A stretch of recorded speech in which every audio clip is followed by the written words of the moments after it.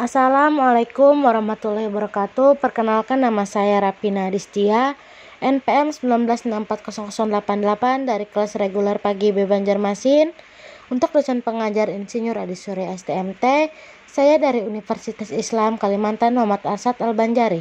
Di sini saya akan menjelaskan untuk mata kuliah rekayasa lingkungan yang bertema pengelolaan plumbing atau perpipaan. Untuk video lebih lanjut bisa tonton video berikut. Pengertian plumbing atau perpipaan. Plumbing adalah sistem pipa dan perlengkapan yang dipasang di gedung untuk distribusi dan penggunaan air minum dan pembuangan limbah yang terbawa air. Menurut Britannica, plumbing biasanya dibedakan dari sistem air dan pembuangan limbah yang melayani sekelompok bangunan atau kota. Plumbing juga adalah istilah yang digunakan untuk menyebut sistem perpipaan.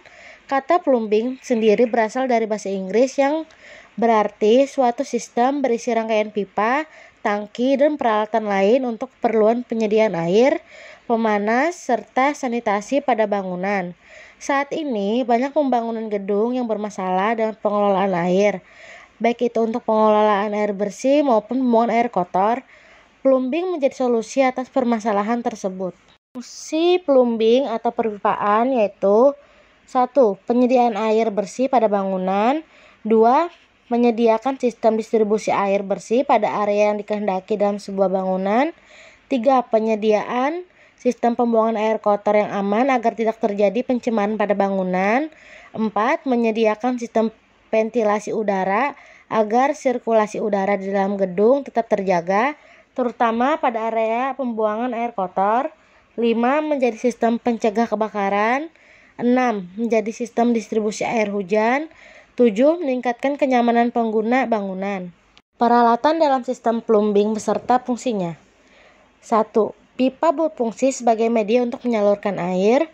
2. Katup berfungsi agar laju air dalam pipa bisa tetap terarah.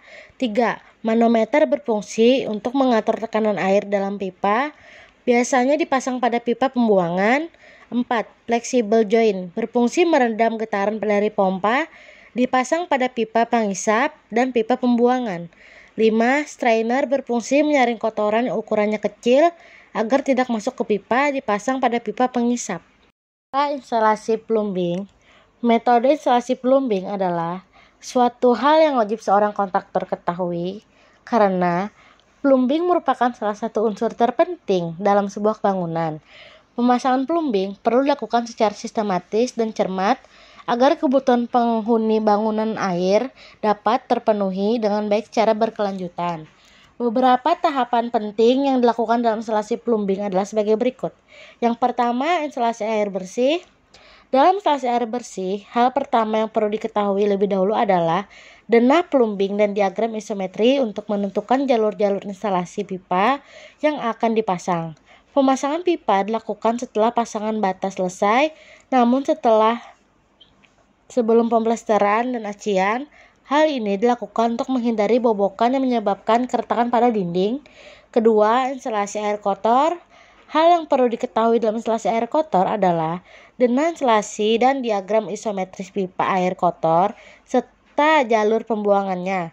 Dalam bagian pencernaan instalasi air kotor, hindari terlalu banyak percabangan yang dapat merepotkan pada sesi pengerjaan.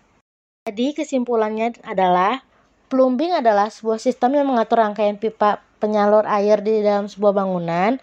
Agar instalasi sistem plumbing akurat dan presisi, gunakan scaffolding dalam proses pemasangannya. Plumbing merupakan sistem yang mengatur penyediaan air bersih, distribusi air bersih, hingga pembuangan dan pengelolaan air kotor pada sebuah bangunan, tempat tinggal, dan rumah. Sistem plumbing dapat didefinisikan sebagai praktek, bahan, dan pelengkap yang digunakan dalam memasang, memelihara, dan mengubah perpipaan, pelengkap, peralatan yang berhubungan dengan fasilitas sanitasi atau drainase. Kemudian juga sistem ventilasi dan sistem pasokan air publik atau swasta.